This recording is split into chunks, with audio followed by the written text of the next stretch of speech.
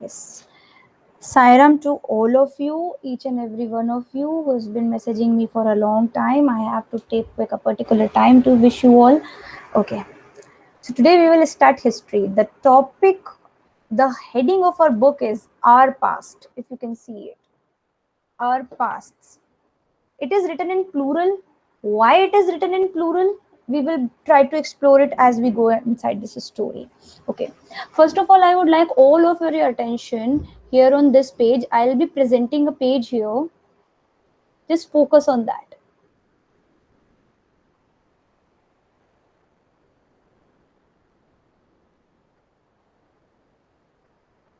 Just give me a minute. Just 1 second.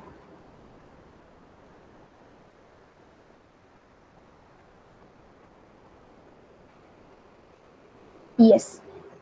I hope it is visible to all. ये आपके book के page number 2 पे दिया हुआ है. If you have your book in your hand, it will be better if you open your book by yourself, but I will try to start from here. See, can you see this Kirthar and Suleiman range here? It is somewhere in Pakistan. Just find it first and then we'll talk about it. Has everybody found it? If there is somebody who cannot find it, unmute your mic and ask me. It is here. यहाँ पर.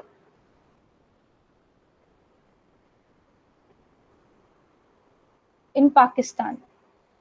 So these are what mountain ranges, Suleiman and Kirthar mountain ranges. 8,000 years ago, 8,000 years ago, from now 8,000 years ago, people were growing wheat and barley here. They started rearing animals. It means they were keeping animals as their pet for their own use, sheep, goats and cattle, and they were already living in villages like 8,000 years ago. And then there are these hills in northeast, Garo Hills and Vindhya Hills here in our MP. Here people started growing wheat.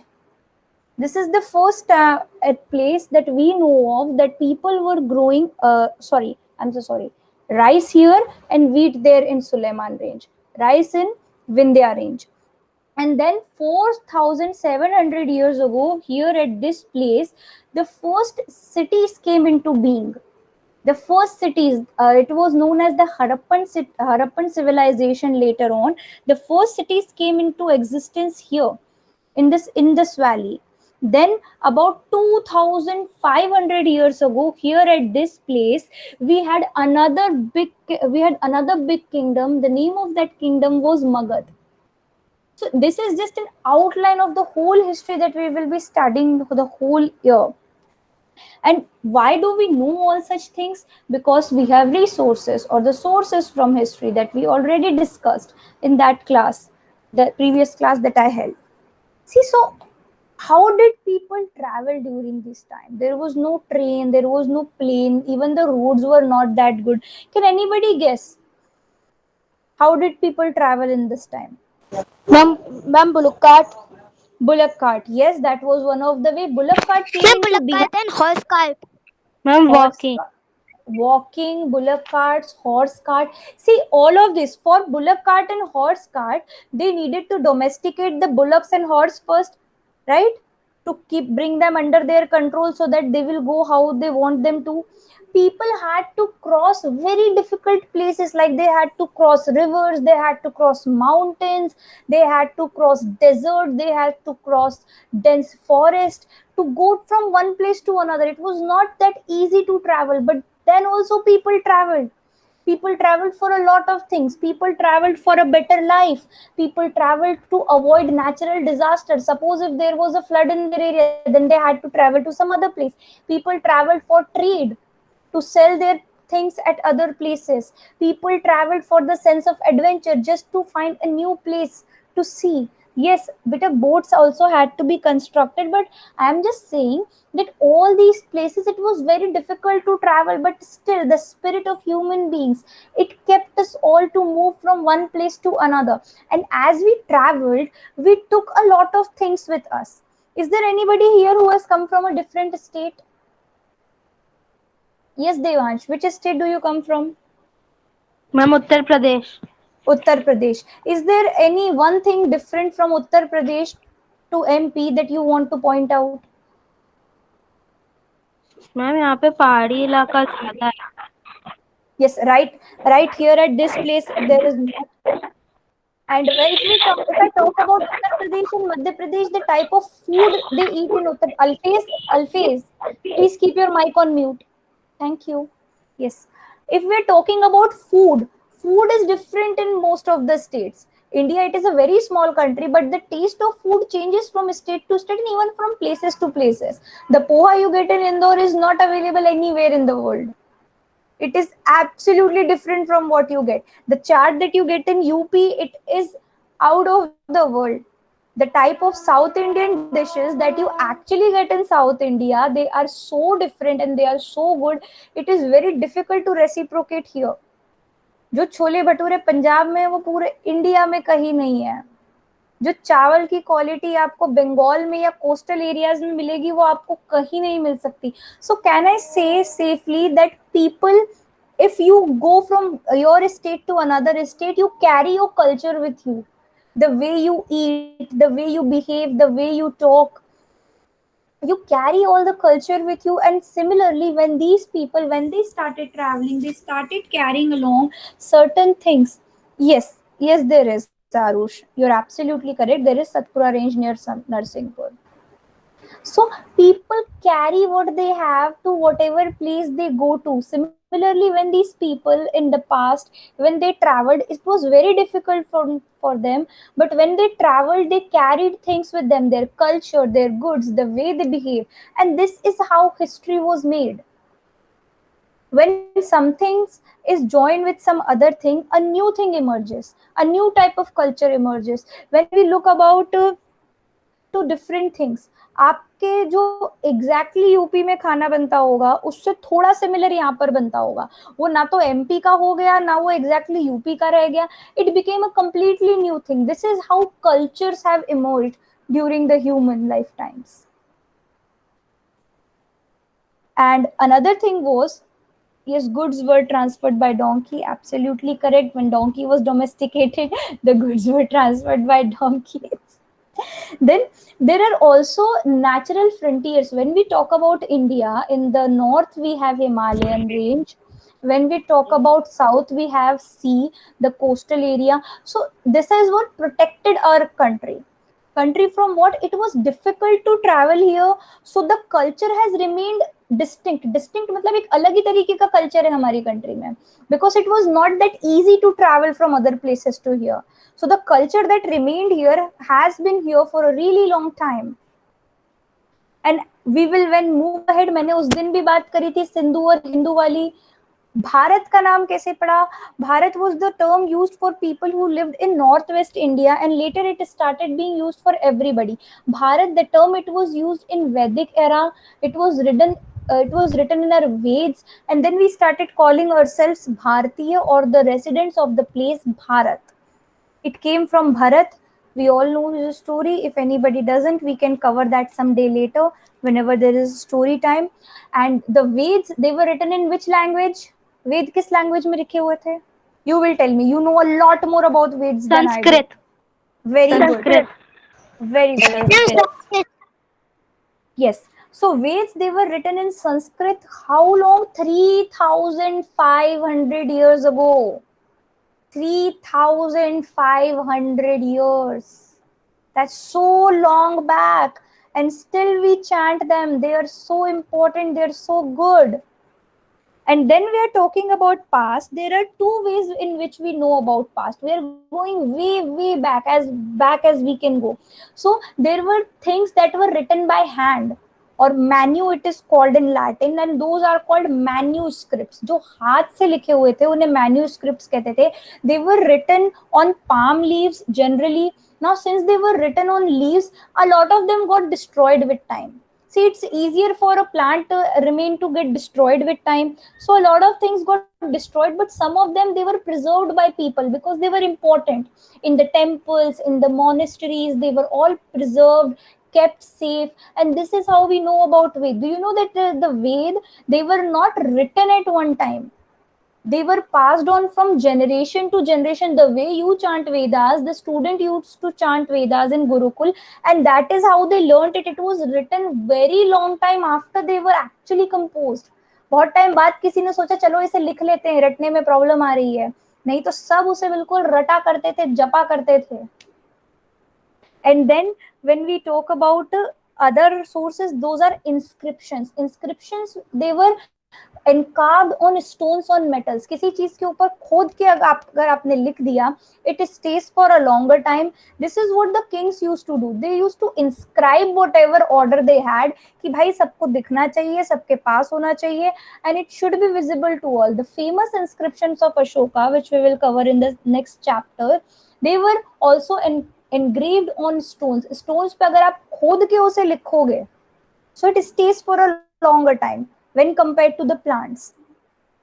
And then there are people who do all this work for us, the people who study past and the objects, they are known as archaeologists.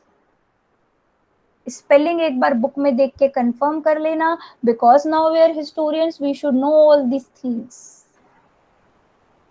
Now, historians do what? They study buildings, they study all the objects, they study even the stones and the bricks, even the charred remains. जो जली हुई चीजें उन्हें मिलती हैं वो उसकी भी स्टडी करते हैं. जो डायनासोर्स की स्टडी करते हैं वो भी आर्कियोलॉजिस्ट ही हैं. Now they also explore and excavate. Excavate मतलब some things, over the time some things got buried under earth, they are taken out, they are dig, they are excavated, then they are also studied. That is the job of who? The archaeologists.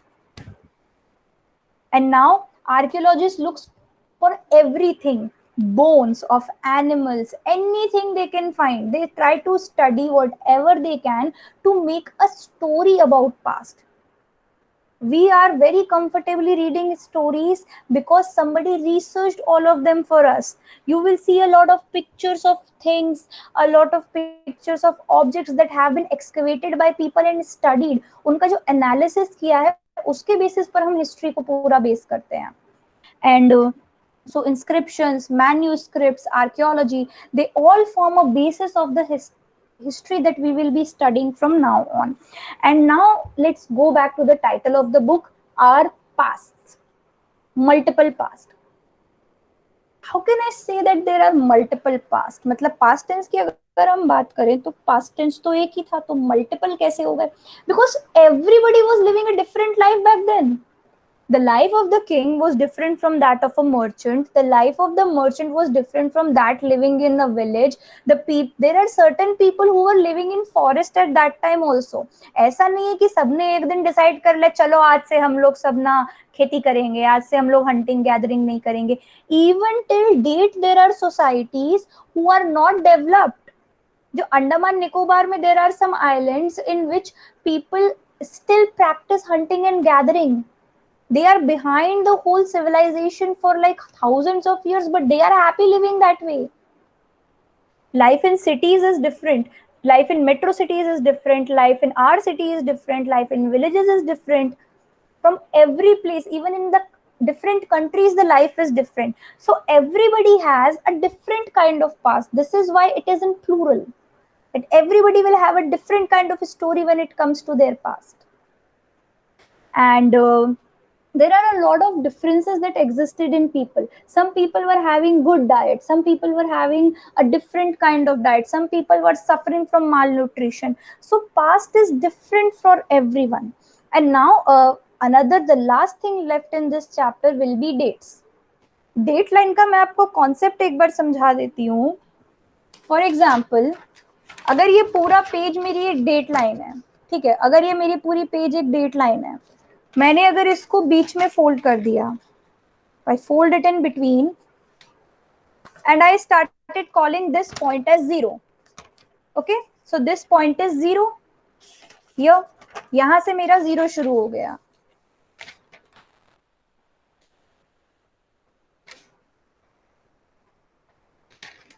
ये जो है इस point से मेरा 0 शुरू हुआ and the 0 started. यहां से क्या 1 2 3 4 5 6, यहां से सब कुछ आगे जा रहा है. लेकिन अब 0 के पहले जो था उसका क्या हुआ? उसे भी किसी तरह से तो काउंट करना पड़ेगा। तो हमने क्या किया, जैसे 1 2 3 4 5 6 हम यहाँ लिखते जाते हैं, उसी तरीके से हमने इस साइड पर 1 2 3 4 5 6 लिखना शुरू कर दिया। तो यहाँ कैसी काउंटिंग होने लग गई, उल्टी काउंटिंग होने लग गई, बैकवर्ड काउंटिंग होने लग गई। तो जो 0 था वो हमने डिसाइड किया at the year of the birth of Jesus Christ, that became the 0 year. From that on, it is 2019. 2019 years हो चुके हैं since Jesus Christ took birth, but the world was still there. तो उस time के पहले हम जितनी भी चीजों को रीड आउट करते हैं उन्हें हम लिखते हैं एज BC और बिफोर क्राइस्ट, और BCE बिफोर क्राइस्ट एरा। तो जब भी हम बिफोर क्राइस्ट एरा की बात कर रहे हैं तो उसमें जितनी वैल्यू कम है, if I am saying it was 20 BC, it means it was very recent, and when I'm talking about 2000 BC, it means that it was very very very very old। कि आज से और भी, चलो 2000 BC कितना हो जाएगा, अभी का 2000 प्लस उतना 2000, it means total 4000 years ago. ठीक है, ये कॉन्सेप्ट समझ पा रहे हो बेटा टाइमलाइन का? If there is any problem in that just let me know, क्योंकि ये हमारा पूरा बेसिस रहेगा। क्योंकि ये थैंक यू बेटा, क्योंकि यहीं से हमारा बेसिस रहेगा, क्योंकि इसमें कई चीजें लिखी होंगी जिसमें लिखा होगा BCE। तो जितना ज्यादा BCE है इट मींस वो उतना ही ज्यादा पुराना है। पर अगर हम पॉजिटिव या AD डेट की बात करेंगे तो AD मींस कि वो जितनी पुरानी है, अगर 1 2 3 4 है इट मींस वो बहुत पुराना है, और अगर वो रिसेंट है 1000 में है 2000 में है, इसका मतलब कि वो नया है। जैसे हम प्लस माइनस में देखते हैं ना अपने मैथमेटिक्स में, तो जितना माइनस होता है ना उतना वो और पुराना होता जाता है। तो BCE में जितनी बड़ी डेट होगी वो उतनी ही पुरानी होगी, और AD में जितनी बड़ी डेट होगी वो उतनी ही रीसेंट होगी या नई होगी। ये कॉन्सेप्ट अगर आपको क्लियर हो जाएगा तो हमें आगे पूरी हिस्ट्री में प्रॉब्लम नहीं आएगी, आप जब तक हिस्ट्री पढ़ोगे। Okay okay ma'am. तो इसी के साथ आज की कथा खत्म होती है, आपका chapter 1 finish. It was very good. अगर आपको कहीं पर भी कोई कंफ्यूजन है तो अभी पूछ लो, नहीं तो आगे के क्वेश्चन आपको होमवर्क में मिल जाएंगे। चलो इसके अंदर एक चीज और दी हुई है जो कि जबकि हाँ एक minute, yes Bhavya, yes Bhavya. Ma'am question answer आप डिस्कस करवाओगे कि हमें करना है? बेटा आप उसको पेंसिल से अपनी बुक में मार्क करेंगे, हम सब लोग उसे साथ में बैठ के डिस्कस करेंगे, क्योंकि आप तो गलत भी मार्क कर सकते हो, मुझे समझना भी तो पड़ेगा आपने सही करा या नहीं। नहीं बेटा अब से मैं आपको क्वेश्चन आंसर्स नहीं सेंड करूंगी, क्योंकि मुझे एक ही चैप्टर आपको सेंड करके समझाना था कि कैसे लिखना है, बाकी आप लोगों को खुद कोशिश करना पड़ेगी, नहीं तो क्या होगा आप रटना शुरू कर दोगे, आप समझोगे नहीं। चलो अब मैं मैच द फॉलोइंग तो मैं अभी करा देती हूँ क्योंकि मेरे पास बहुत टाइम है। ठीक है, अभी हम ये पढ़ चुके हैं तो मैं एक एक करके पूछती हूँ। ठीक है, कौन बताएगा मुझे? अखिल, अखिल आर यू देयर बेटा?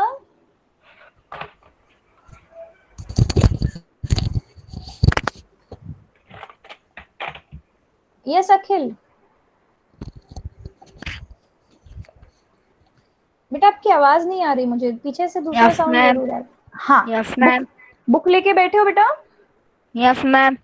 पेज नंबर 9 खोलो, everyone please open page number 9।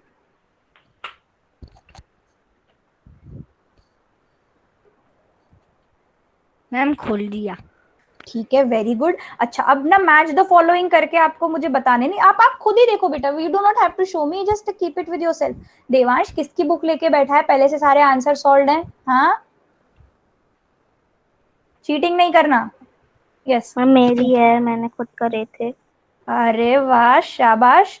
तो पहला क्वेश्चन आंसर जो अगली बार मैं पूछूंगी आपसे ही पूछूंगी। अच्छा Narmada valley, match the following कर रहे हैं अखिल। नर्मदा वैली का मुझे आंसर बताओ किससे मैच होगा? नर्मदा वैली क्या थी? First big kingdom, hunting and gathering, cities about 2500 years ago, early agriculture, या फिर फर्स्ट सिटीज?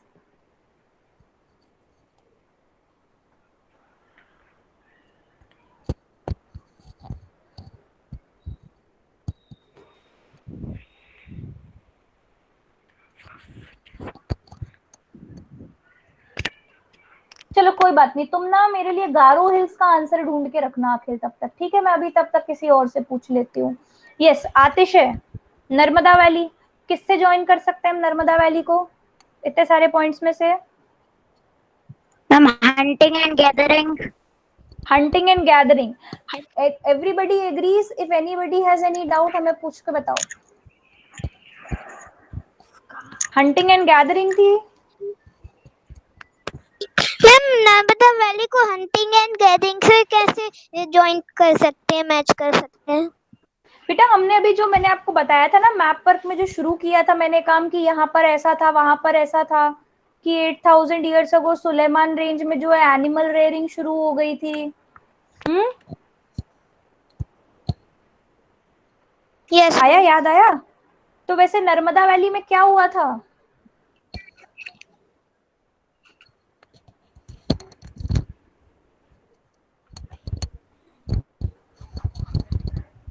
चलो हम ना आगे की चीजें देखते हैं तो उससे हमें समझ में आ जाएगा अगर नर्मदा वैली के अलावा और कोई आंसर होगा तो। ठीक है, मगध, मगध का किससे मैच होगा? अखिल बता पाओगे? मगध में क्या था? मैम मैं बता, एक सेकंड अखिल, माइक म्यूट करो, थोड़ी देर पीछे से डिस्टरबेंस आ रहा है। 1 मिनट रुक जा बेटा, है ना? माइक म्यूट करो अखिल। हाँ, कौन बताना चाह रहा था बेटा? चैट बॉक्स में अपना नाम लिखा करो, क्योंकि ना आवाज से मैं पहचान नहीं पाती हूँ तुम लोगों को।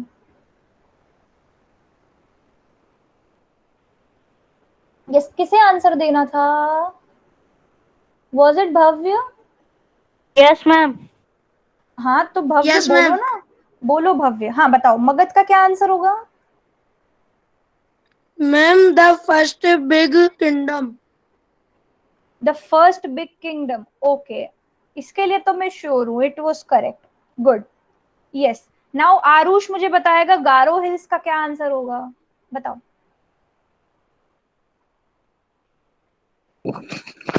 Ma'am early agriculture. Early agriculture, okay. Indus and its tributaries?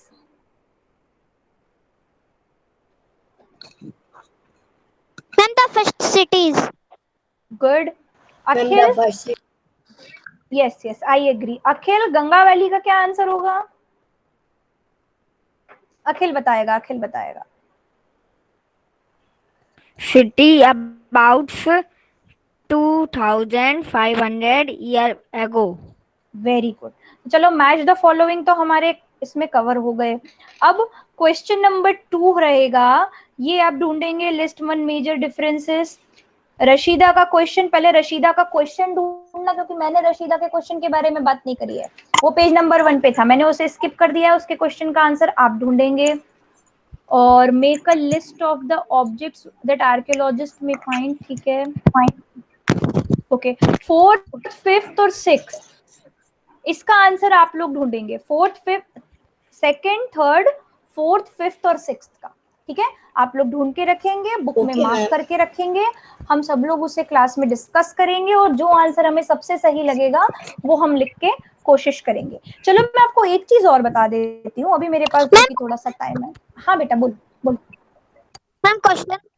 पूछो Aarush. Yes, ma'am match the following को भी अपनी कॉपी में करना है क्या?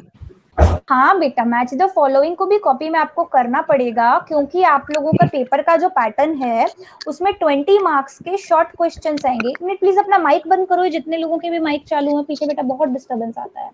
अखिल, आरुष, आतिश है, आरुष, यस।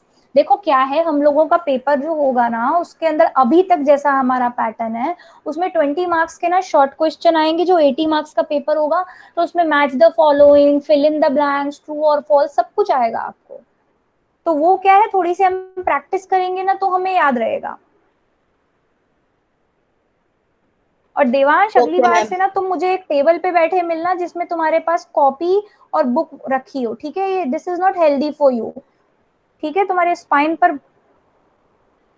लोड आ सकता है इसकी वजह से। तो चलो, आज की क्लास हमारी बहुत जल्दी और बहुत अच्छे से खत्म हो गई। मैम हाँ आतिशा, बोलो बोलो आतिशा। मैच द फॉलोइंग के 3 और 4 का आंसर क्या है? 3 और 4 का आंसर कौन है? गौरिक बताएगा। गौरिक, 3 और 4 का आंसर बताओ। यस